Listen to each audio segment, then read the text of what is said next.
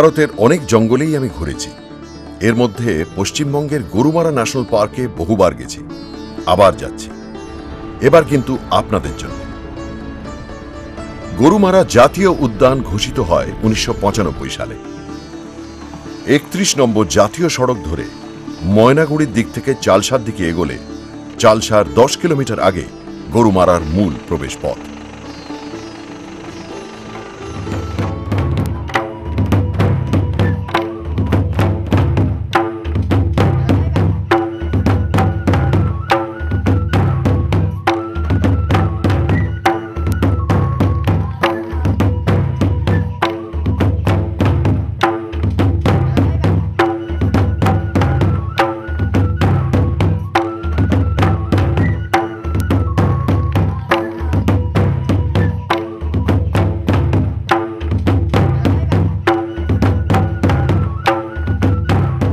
চলুন একটু ঘুরে দেখি কেন এই সেরার সম্মান।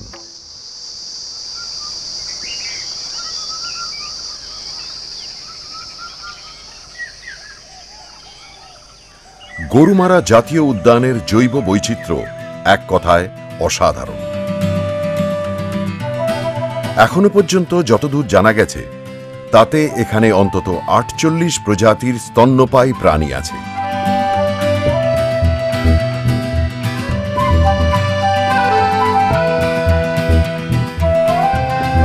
22 প্রজাতির সাপ,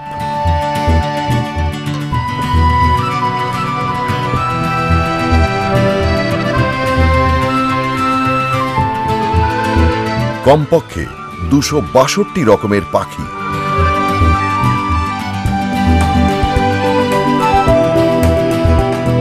74 রকমের কীট পতঙ্গ,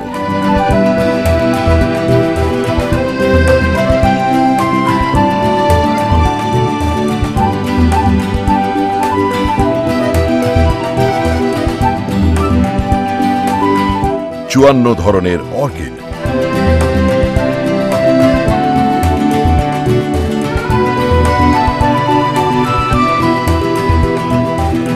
প্রায় 398 প্রজাতির গাছপালা, এছাড়া আরো বহু প্রজাতির পশু পাখি, পোকামাকড় আর উদ্ভিদ। এই 80 বর্গ কিলোমিটার জায়গা জুড়ে ছড়িয়ে থাকা জাতীয় উদ্যানের জৈব বৈচিত্র্য রক্ষার দায়িত্বটাও কিন্তু সহজ নয়। বনরক্ষীরা সকাল বিকেল নিয়ম করে বেরোন জঙ্গল পাহারায়, কখনো পায়ে হেঁটে, কখনো বা পোষা হাতির পিঠে চেপে। বন দপ্তরের আরেকটা বড় কাজ মানুষের সঙ্গে বন্যপ্রাণীর সংঘাত কমিয়ে আনা। শুধু জঙ্গলের ভেতরই নয়, বাইরেও নানা ধরনের সমস্যা, সেগুলোরও দায়িত্ব নিতে হয়। হাতি ঢুকেছে।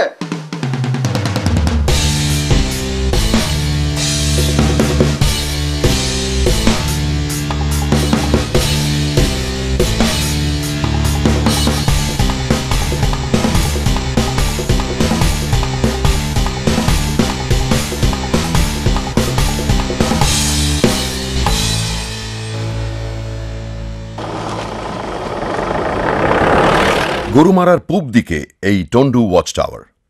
এখানে শুধু বনকর্মীরাই থাকেন।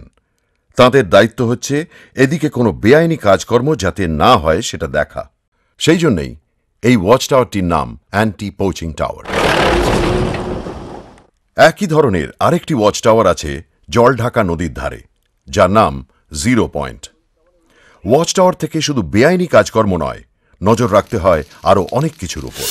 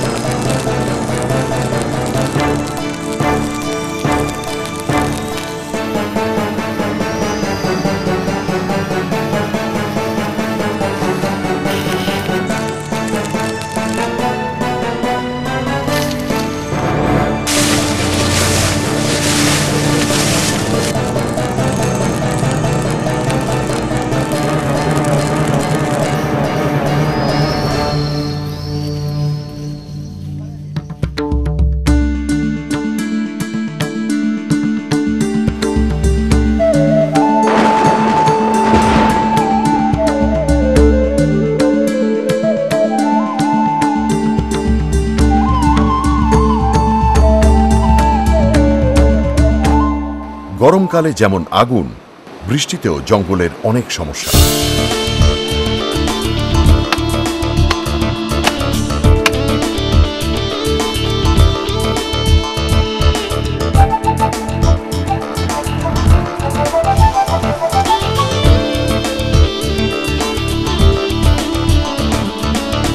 বর্ষা যখন নামে তখন আর সব জাতীয় উদ্যানের মতো গরুমারাও পর্যটনের জন্য বন্ধ করে দেওয়া হয়। প্রধান কারণ পর্যটনের নানা অসুবিধা।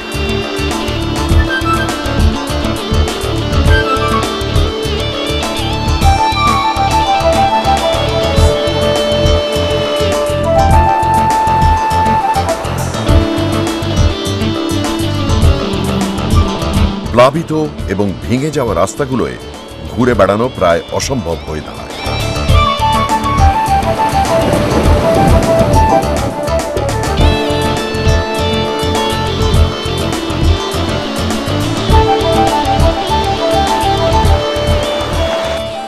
একবার এইরকম খরস্রোতা ডায়না নদীতে ভেসে যাওয়া একটি হাতির বাচ্চাকে উদ্ধার করা হয়েছিল। এখন সে বন দপ্তরের কর্মী।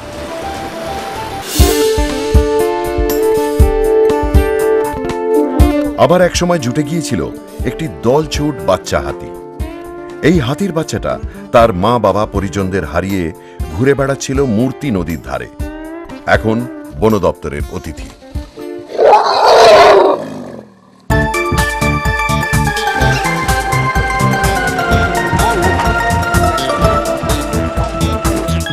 শুধু হাতির বাচ্চাই নয়, বন বিভাগের ঘরে কখনো বা জমা পড়ে উদ্ধার হওয়া কচ্ছপ বা জলে ভেসে আসা হরিণ শিশু।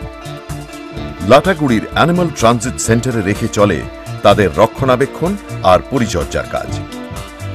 এরা বড় বা সুস্থ হয়ে গেলেই এদের ছেড়ে দেওয়া হয় জঙ্গলে।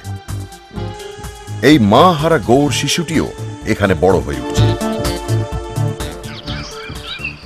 আমাদের হঠাৎ নজরে পড়ল এই তার দিয়ে ঘেরা জায়গাটা। এখানে এখন কিছু টিক গাছ আছে এবং বাঁশ গাছ লাগানো হয়েছে। লাগানোর মূল উদ্দেশ্য হচ্ছে যাতে তৃণভোজী কিছু জন্তুরা সেটা খেতে পারে, যেমন বাইসন, হাতি, গন্ডার ও হরিণ। নদীর মধ্যে জায়গায় জায়গায় বাঁধ দেওয়া হয়েছে জল ধরে রাখবার জন্য, যাতে গ্রীষ্মকালে জন্তু জানোয়ারদের অসুবিধে না হয়। এই জায়গাটার নাম গরাতি। এটা গরুমারা ন্যাশনাল পার্কের একদম মাঝখানে। এখানে একটা ক্যাম্প আছে যেখানে শুধুই বনকর্মীরা থাকেন। এই জায়গাটার একটা বৈশিষ্ট্য আছে, যেটা দেখতে পাচ্ছেন, এই জলাধার। এখানে কিন্তু কোনো নদী থেকে জলটা আসেনি। এই জলটা গরুমারা ন্যাশনাল পার্কের নিজস্ব জল। অর্থাৎ এই যে গাছপালা আছে তার থেকে যেটা সিপেজ হয়ে আসছে সেই জলটাই এখানে জমা হচ্ছে। এটা একটা রিজার্ভয়ার হয়ে দাঁড়িয়েছে এবং এই জলটাই কিন্তু এই হ্যাবিট্যাটটাকে বাঁচিয়ে রেখেছে। আর এই হ্যাবিট্যাটটা বেঁচে আছে বলেই এখানে এত বেশি জন্তু জানোয়ার। গরাতির জলে বেশ কিছু ঘড়িয়াল ছাড়া হয়, কারণ একসময় এখানে ঘড়িয়ালও দেখা যেত। কাজে এক কথায় বলা যায় গরাতি হচ্ছে গরুমারার ফুসফুস। এই ধরনের কম বেশি কাজ ভারতের প্রায় প্রত্যেকটা জাতীয় উদ্যানেই হয়ে থাকে, কিন্তু গরুমারা আলাদা কিভাবে আসুন সেটাই দেখাই।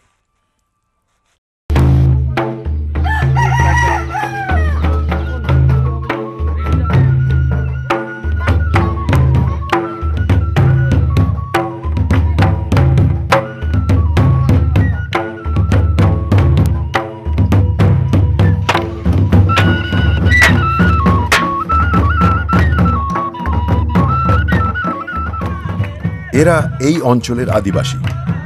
একসময় এরা সম্পূর্ণভাবে জঙ্গলের ওপর নির্ভরশীল ছিল। জাতীয় উদ্যান ঘোষিত হবার পর এদের জঙ্গলে ঢোকা নিষিদ্ধ হয়ে যায়। স্বাভাবিকভাবেই এদের রুজি রুটিতে টান পড়ে। তখন তারা নানা রকম বেআইনি কাজকর্ম করতে শুরু করে, যেমন গাছ কাটা আর চোরা শিকার করা। সেই কাজকর্ম থেকে সরিয়ে এনে তাদের বিকল্প আয়ের ব্যবস্থা করে দিল বন দপ্তর। এবং সেই কাজগুলোর মধ্যে একটা কাজ হচ্ছে এন্টারটেইনমেন্ট, রুরাল ফোক কালচারকে প্রমোট করা, ইকো ট্যুরিজমকে ডেভেলপ করা।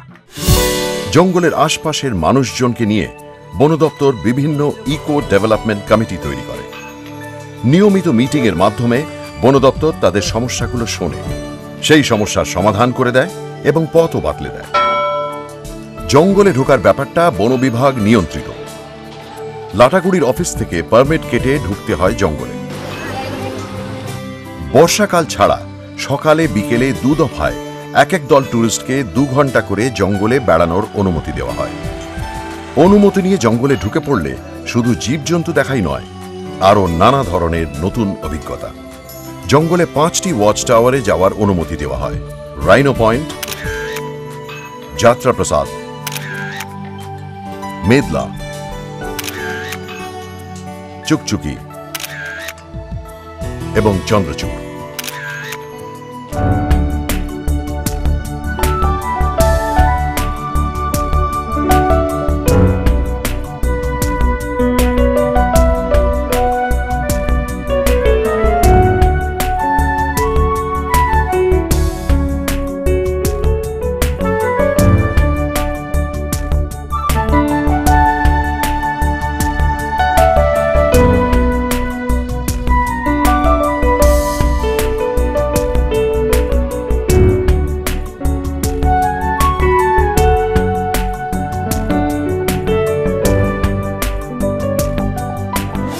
বন বিভাগের ব্যবস্থাপনায় ট্যুরিস্টদের থাকা, খাওয়া আর জঙ্গল দেখার সবথেকে বড়সড় বন্দোবস্ত ধূপঝোড়ায়। এখানে আছে 6টা স্বয়ং সম্পূর্ণ কটেজ আর একটা গাছবাড়ি। এছাড়া গুছানো রান্নাঘর, বসে খাওয়ার জায়গা আর স্থানীয় সাংস্কৃতিক অনুষ্ঠান দেখার ব্যবস্থা।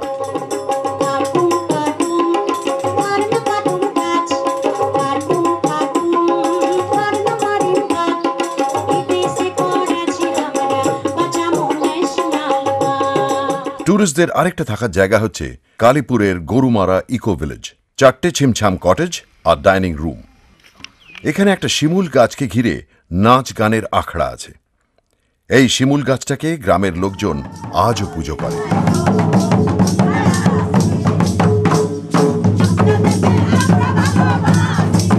কাছেই আছে নৌকো চড়ার ব্যবস্থা। এগুলোকে বলা হয় কোরাকল। এই ঝুড়ির মতো নৌকোগুলো দক্ষিণ ভারতে খুব চলে। এতে লোক চড়ে আর ঠিক এইভাবেই বেয়ে নিয়ে যাওয়া হয়। এখানকার গ্রামবাসীদের সৌজন্যে এই ফ্যাসিলিটিটা আছে। গরুমারার মতো জঙ্গলে হাতির পিঠে চেপে ঘোরার কোনো বিকল্প নেই। ধূপঝোড়া কি কালীপুর, পর্যটকরা যেখানেই রাত কাটান না কেন, ভোর হলেই হাতির পিঠে চেপে বেরিয়ে পড়ার বাঁধা সুযোগ। গরুমারার জঙ্গলের অনেকটাই নদীমাতৃক। মূর্তি আর জল ঢাকা এই 2 দুরন্ত নদী মিলে যে যতটা পারে জমি নিজেদের দখলে রেখেছে। বর্ষার সময় ঘাসের ডগা মানুষের মাথা ছাড়িয়ে হাতির মাথা ছোঁয়। এই দুর্ভেদ্য ঘাস বন গন্ডার, গড়, হাতি, হরিণ আর বুনো শুয়োরের চারণভূমি। নিরাপদে জীবজন্তু দেখতে হলে হাতি হলো একমাত্র বাহন। পেট্রোলের গন্ধের বদলে জঙ্গলের গন্ধ লাগছে নাকে। জঙ্গলই হাত বাড়িয়ে ডেকে নিচ্ছে আপনাকে।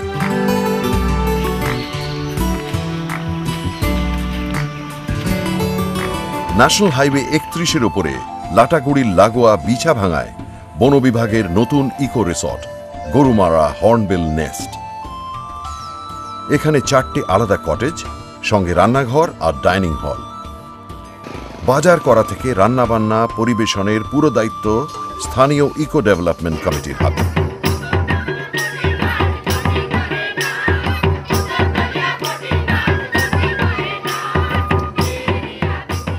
এখানে হাতি চেপে জঙ্গলে ঘোরার ব্যবস্থা না থাকলেও আছে নতুন রকমের অভিজ্ঞতা।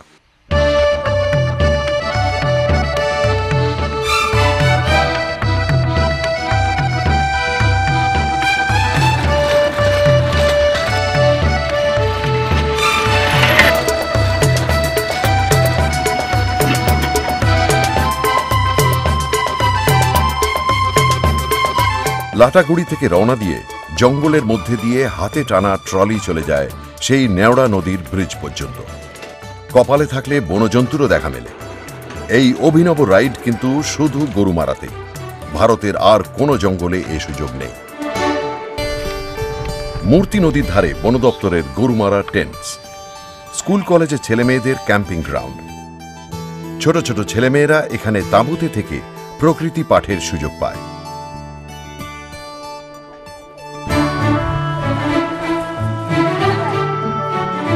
এই রে তোমরা চিনতে পেরে গেছো? বাচ্চারা হঠাৎ ফেলুদাকে হাতের কাছে পেয়ে সবাই আহ্লাদে আটখানা। তারা গল্প করতে চাইল। তো তোমরা কি করতে এসছো এখানে? আমরা এখানে একটা ক্যাম্প করতে এসেছি জঙ্গলকে দেখতে। তো তোমাকে জিজ্ঞেস করছি কি কি দেখলে? আমরা একটা বড় একটা কাঠবিড়ালি দেখলাম, যেটা আমরা মেনলি জলপাইগুড়িতে দেখি না, আমাদের বাড়ির চারপাশে দেখি না। আর কিছু দেখেছো কি সেরকম ধরনের? কিছু মনে পড়ছে? হ্যাঁ, একটা গন্ডার দেখেছিলাম। গন্ডারও দেখেছো? তোমাকে জিজ্ঞেস করি, তুমি বলো কি কি দেখলে? আমি একটা লাল রঙের পোকা দেখেছিলাম, আর অনেকগুলো প্রজাপতি, আর একটা হলুদ রঙের পাখি দেখেছি।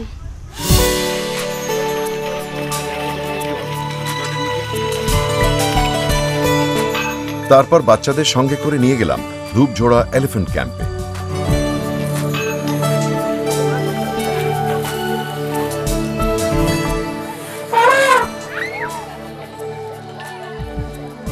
এখানে হাতিদের স্নান করানো হচ্ছে। এই হাতি করেই আমরা জঙ্গলে ঘুরে বেড়াই, এবং এই হাতিগুলো আমাদের যা সার্ভিস দেয় তার কোনো তুলনা নেই। তার বিনিময়ে যদি একটু আমরা স্নান করিয়ে দিতে পারি আমরা নিজের হাতে, তাহলে নিজেদেরই ধন্য মনে করি। এখানে তাই বাচ্চারা এসেছে এবং তারাও হাতিদের স্নান করিয়ে দিয়েছে। আমার তো দেখে ভীষণ লোভ হচ্ছে, আপনাদের হচ্ছে না?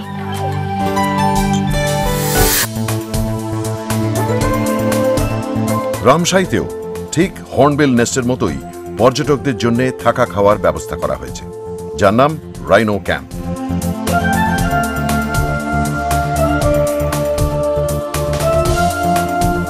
রাইনো ক্যাম্পে পাবেন বোটিং এর ব্যবস্থা, আর এছাড়াও আছে মোষের গাড়ি চেপে ঘোরা। এটাও ভারতের আর কোনো জাতীয় উদ্যানে পাবেন না।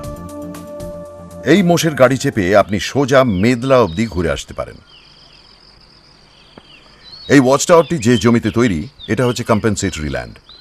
এখানে ওয়াটার কনজারভেশন এরিয়া এবং ফডার প্লান্টেশন তৈরি করা হয়েছে, যাতে জন্তু জানোয়ার পশু পাখিরা এখানে এসে জল পায়, খাবারও পায়। এবং সেই জন্তু জানোয়ারদের দেখার জন্য এই ওয়াচ টাওয়ারটি সারা বছর খোলা থাকে। এটা হচ্ছে গরুমারা ফরেস্ট রেস্ট হাউস। 1913 সালে এই ফরেস্ট রেস্ট হাউসটি তৈরি করেন ইংরেজরা। ঠিক এই ফরেস্ট রেস্ট হাউসের সামনেই একটা বাগান, তারপরেই 50-60 ফুট গভীর খাদ নেমে গেছে, এবং সামনে একটা বিশাল বিচরণ ক্ষেত্র যেখানে প্রচুর জন্তু জানোয়ার আসে। আরেকটা মজার ব্যাপার হচ্ছে, যদি আবহাওয়া পরিষ্কার থাকে তাহলে কিন্তু গরুমারা ফরেস্ট রেস্ট হাউসে দাঁড়িয়ে সামনে বাঁদিকে কাঞ্চনজঙ্ঘাও দেখা যায়।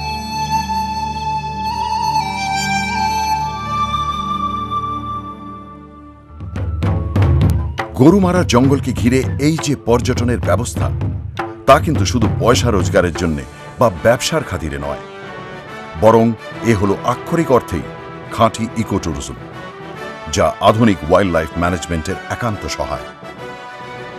গরুমারায় ট্যুরিজমের সঙ্গে জড়িয়ে থাকা সমস্ত কাজকর্ম, যেমন বাজার করা, রান্না করে ক্যান্টিন চালানো, রিসর্টের ঘরদোর পরিষ্কার রাখা, মোষের গাড়ি চালানো, নৌকো বাওয়া, হ্যান্ডিক্রাফটস তৈরি করা, আদিবাসী নাচ, গাইডিং, এই সব কিছুরই দায়িত্ব নিয়েছেন স্থানীয় গ্রামবাসীরা।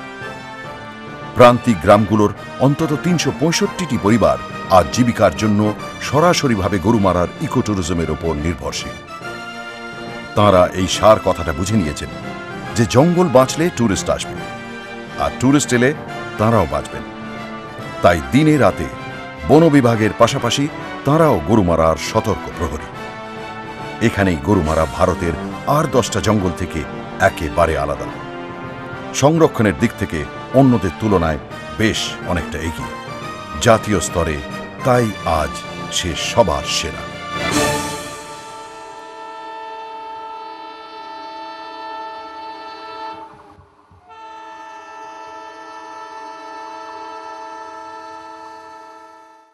এটা বন দপ্তর থেকে সতর্ক বার্তা ট্রেন ড্রাইভারদের কাছে, প্লিজ একটু আস্তে চালান।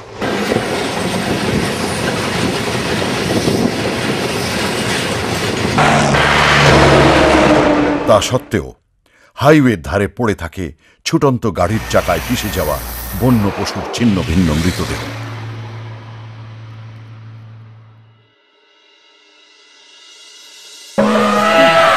আমাদের সবাইকে সচেতন হতে হবে, যাতে বেচারা জন্তু জানোয়াররা মারা না পড়ে।